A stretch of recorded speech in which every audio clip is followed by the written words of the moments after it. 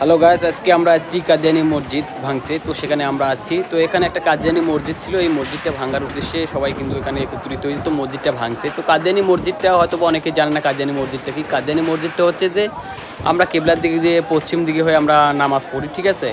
তো এরা কিন্তু নামাজ পড়ে না, এরা কিন্তু উল্টো দিকে নামাজ পড়ে, ঠিক আছে। এখানে গান বাজনা করে, প্লাস এই মসজিদের ঘরে কিন্তু টিভি থাকে, ঠিক আছে। এই মসজিদের ঘরে কিন্তু টিভি থাকে। তো অনেক দিন ভাঙার চেষ্টা করছে এরা ক্ষমতায় থাকার কারণে, কিন্তু কেউ ভাঙতে পারেনি। উল্টা এদের উপরে কিন্তু রিয়াকশন ছিল। তো আজকে সবাই কিন্তু একত্রিত হয়েছে এই কাদিয়ানি মসজিদটা ভাঙার জন্য। তো অবশেষে তারা সবাই ভাঙছে।